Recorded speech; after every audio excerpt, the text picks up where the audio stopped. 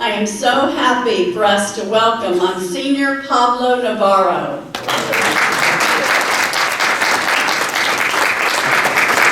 Thank you. It's good to be here. All that in 10 cents doesn't get you anything anymore. I hope and pray that you've all found how hospitable and accommodating South Florida is, but in case you haven't, we went through great pains in providing gray skies, dreary weather, so that you can feel right at home. But we kept everything green, so you know you're in Florida.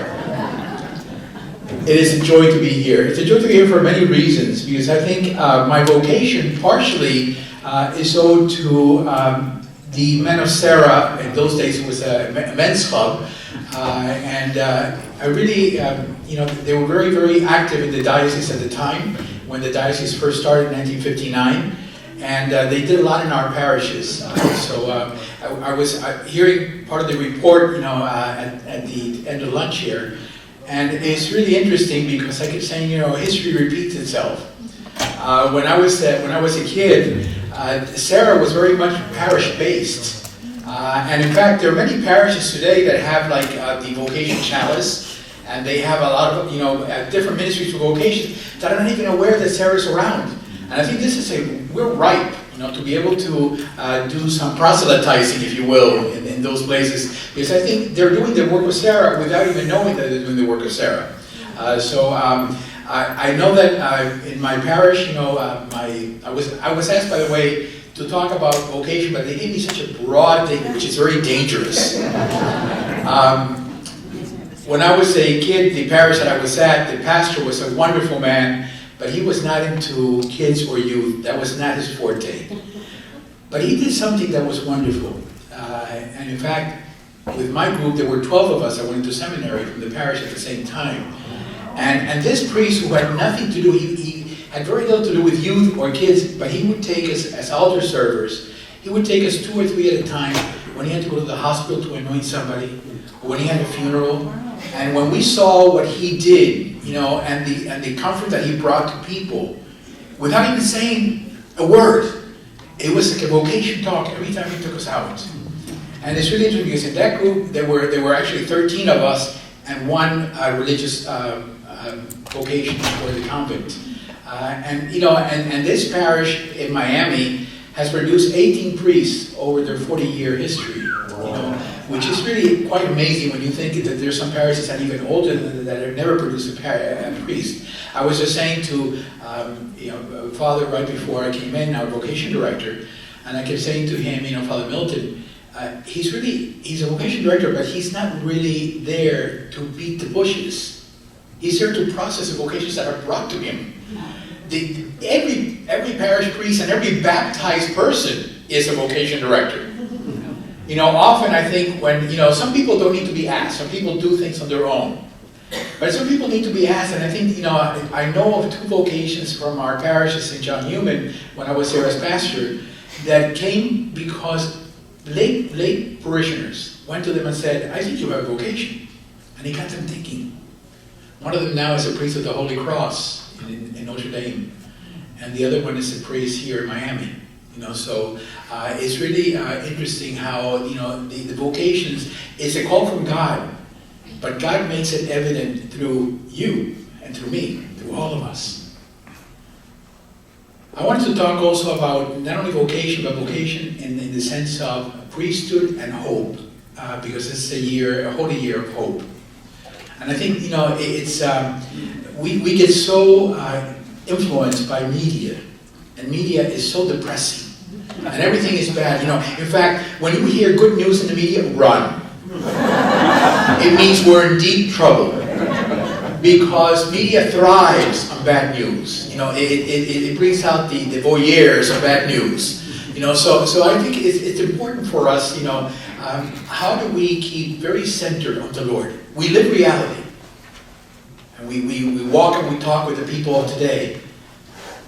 But our thoughts and our minds are in the things of heaven, and the things of the Lord, and that gives us hope. And even in this day and age when, I've worked with priest personnel now since 1980, which, by the way, I think the appointment is sort of immoral and illegal, because I was appointed for 3 years in 1980. And I've resigned every 2 years. I resign and I don't even get a courtesy of an answer back. So I presume that once I retire, it will, or God retires, one of the two, it will be the end of that. But when parishes, especially pastors, call me to say, we need a priest, I usually go into the files and I say, how many priests did this parish bring to the church? And it doesn't have to be diocesan, it could be religious. And if they're a parish that has produced priests, they have a priority as far as I'm concerned. But if they're a parish that has not produced priests, they will get a priest, but it will not be a priority. And I tell them, I'm very clear about that. I think it's about time that, priests need to be really aware that they're the ones who are the front line, the vocation directors. And I think you do a wonderful job in that, and I thank God for you. In my own vocation, I think, the whole sense of hope comes from way back, from family. My mother was an immigrant to Cuba from Italy. My father was an immigrant to Cuba from Spain. And then, of course, when Castro came, they were immigrants a second time in the United States. So they had to start over again twice.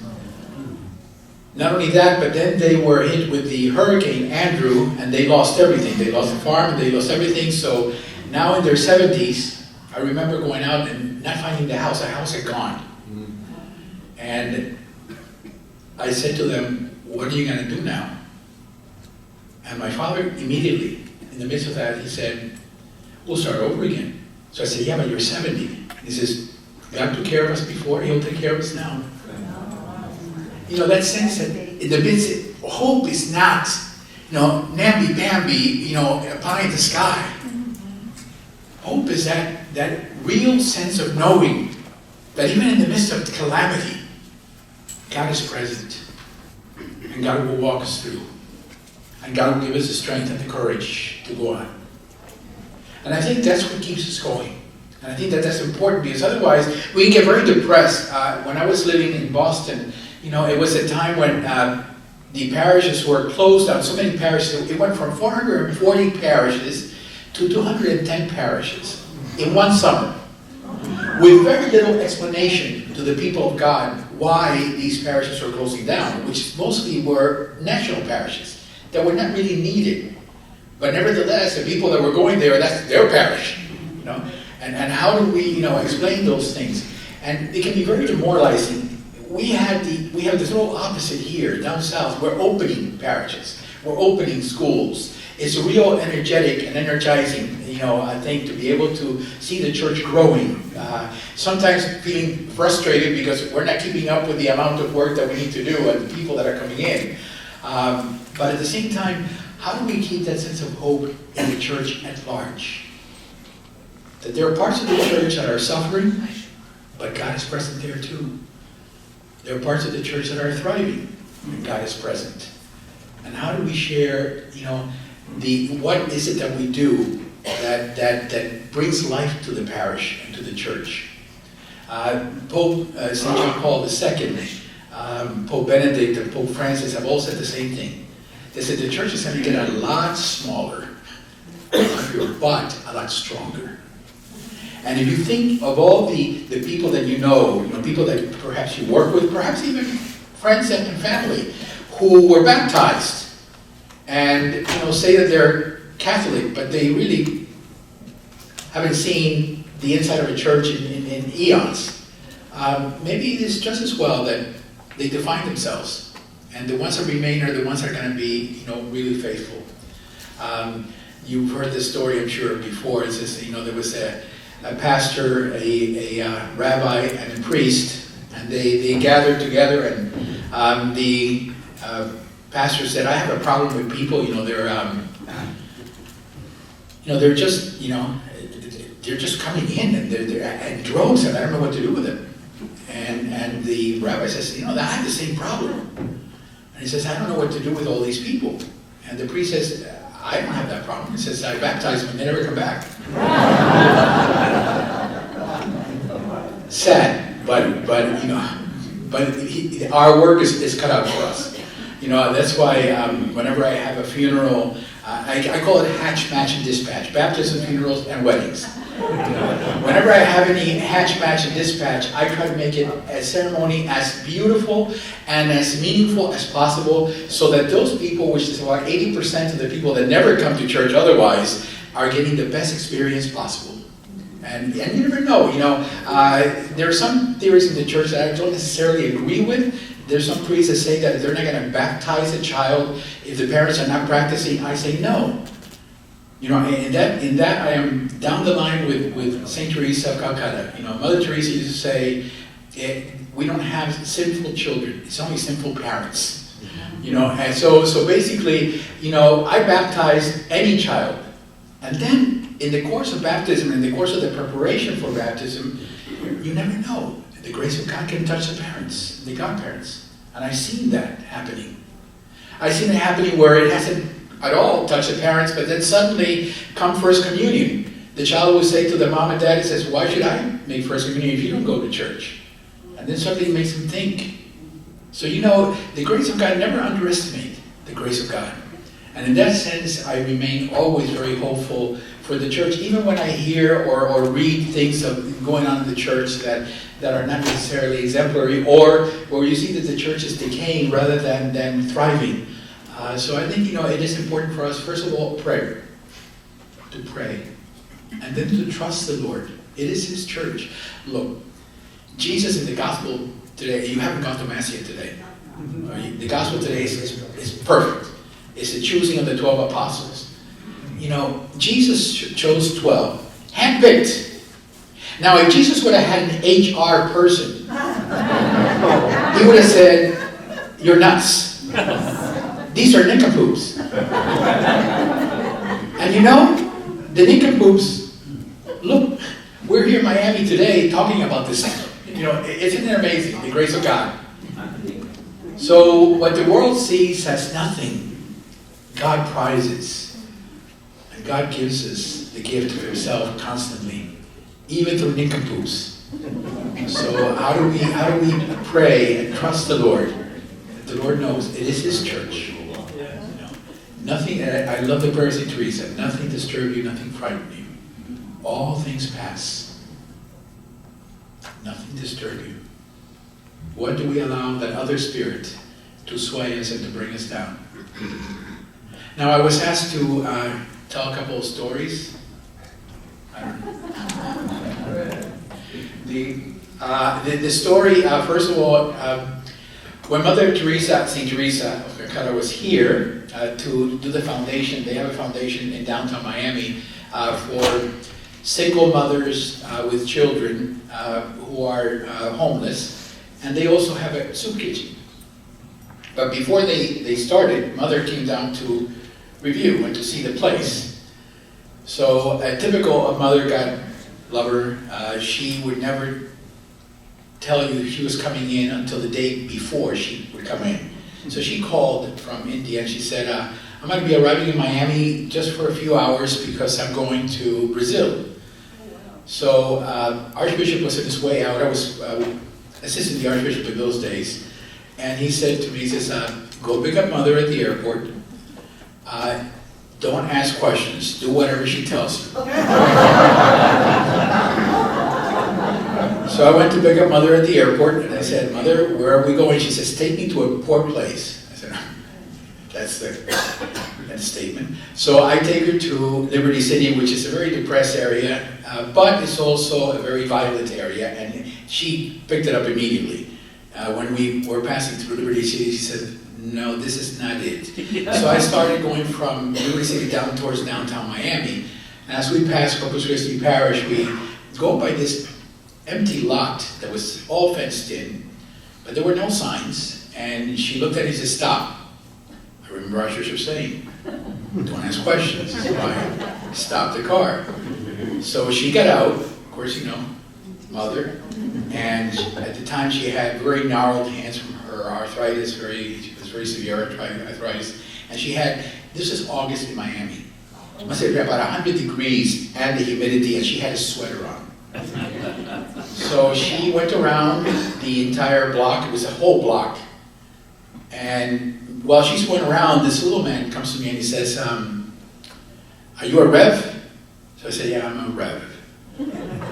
So he said, what does the little lady want? So I said, well, the little lady is Mother Teresa. Went right over his head. I found out later on it was of the Jewish faith. And I said, well, she is looking for a place for her foundation.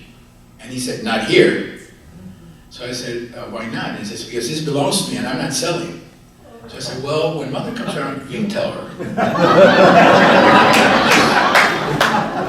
So Mother came around and he told her that this was not for sale, and she looked at him and smiled the sweetest smile. And she said, can I go around again? And he said to her, he says, go to it, lady. So she went around, but I noticed that every few feet, as she went around, she would crouch down and go into her sweater.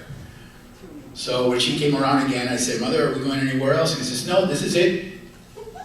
So I said, oh, I says, Mother, I noticed that you were crouching down and going to your sweater and picking some from your sweater. What was that? So she said, well, they were little medals of St. Joseph. And St. Joseph is going to get us a property. So I said to myself, good luck. But, I took Mother back. She was staying at a convent for a little while before she had to go back to the airport. And that was the end. A month passed, and I get this call. I knew the voice immediately. He says, are you the rev that came with the little lady? So I said, yeah, I'm the rev that came with the little lady. He says, I'm getting old, and I want to move out of Miami and move into a quieter place. And he says, I'm thinking, yeah, I probably could sell the place. So I said, well, I'll inform Mother of your decision. So it took me 3 days to get a hold of Mother, because I found out later on that Mother was the only one who answered the phone. And she kept the phone in a shoebox under her bed. There was only one phone in the Mother house. So after I got a hold of Mother, of course with the 12-hour difference between here and Calcutta, I told Mother, she says, well, I'm going to be in Miami next month because I'm going back to Brazil. So I said, well, I'll arrange a meeting with the little man and our lawyers. So by the time Archbishop was already involved in the situation also. The day came, Mother came, and the man asked Mother, he says, what is it that you really want to do? So she told her plan for ministry, for the homeless.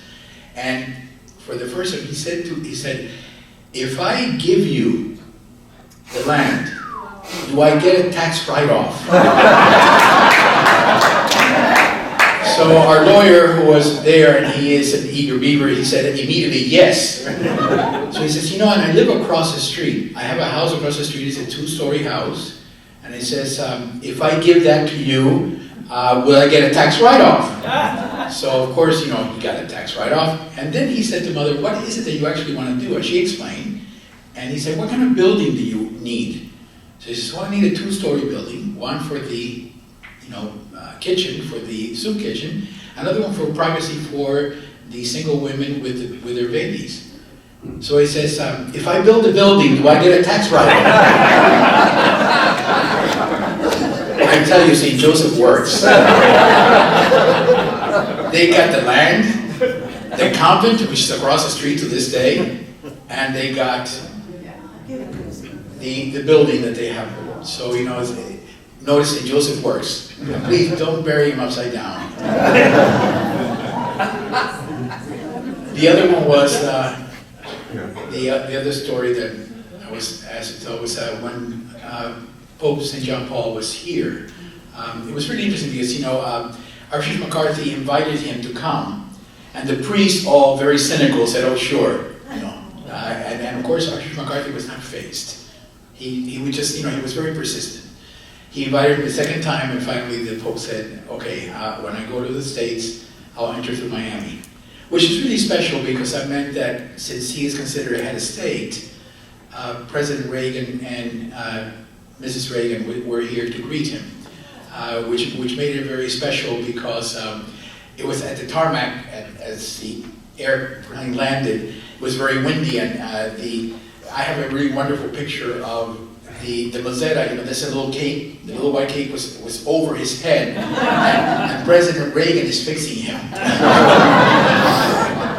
So it's a very historic and very good picture. But when he came, we were told the year before, for a full year, we had both the Secret Service of the United States, but also the Secret Service of the Vatican coming in to do a lot of preparations.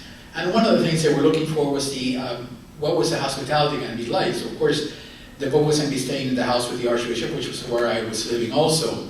When they came in, they were sort of horrified because Archbishop McCarthy had a waterbed. Now, it was a firm waterbed. But as soon as the Italians saw the waterbed, they go, mal de mare, which means seasickness. And it was like, no, it's a firm, no, they would not hear anything of it. So it ended up that I had to give my room to the Holy Father, and I had to get a little bunk bed to room with the Archbishop so that he could stay.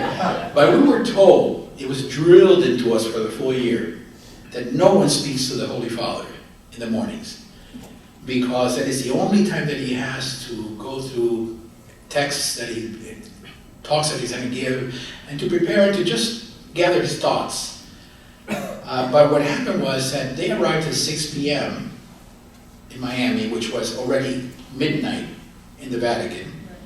And of course, there was we had to go to the shrine, and then we went to Vizcaya where he met with President Reagan. By the time we got home, we had supper around 10 o'clock our time, which was already the wee hours of the morning for him.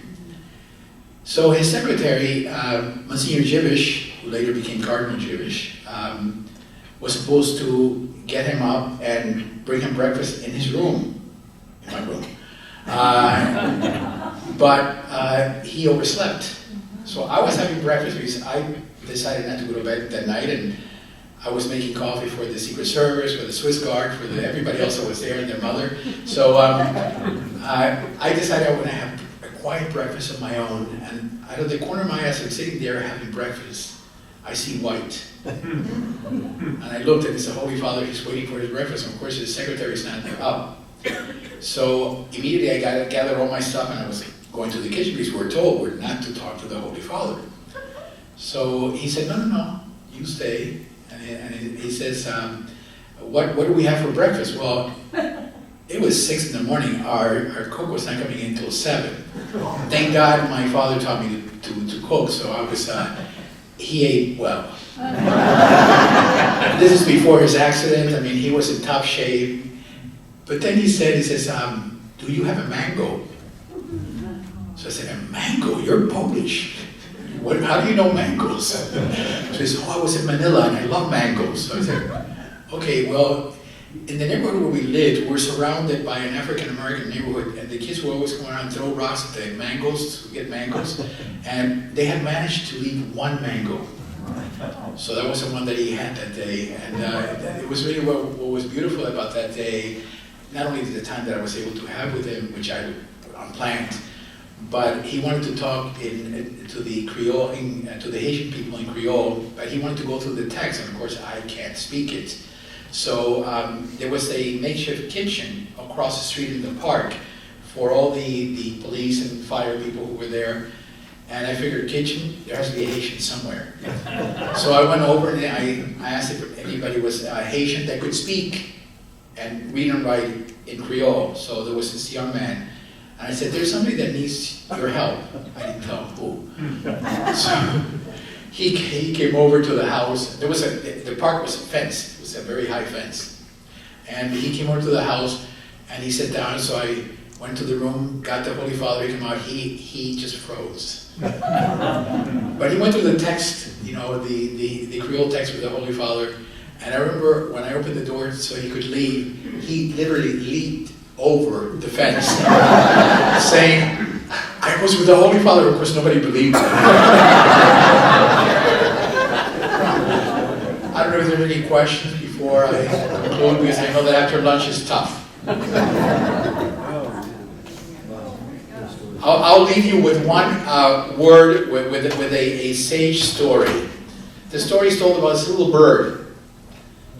Little bird, young bird, never migrated before. He was up north, And he got distracted eating, the flock all flew south. And he didn't even notice, he was just distracted, he was eating here and there, you know. So he started getting nippy. And he decided, oh, where did everybody go? So he started flying south. But as he flew, the higher he got, the colder he got, and the little wings froze. And he fell on the prairie. And as he's dying, and he's really thought that was it, a cow passes by. And she crouches over him and plops. And now he's dying and there's manure. But the manure is warm and begins to defrost him. And he's so happy that he begins to chirp. And as he's chirping, a cat passes by and peers into the manure and grabs the bird and eats it. The moral of the story is not anybody and everybody who plops in you is necessarily your enemy. Not everybody who takes you out of the plop that you're in is necessarily your friend. And if you've been plopped upon and like it, don't sing. My friends, the Lord be with you. And God bless you, the Father, the Son, and the Holy Spirit. Thank you for putting up with me.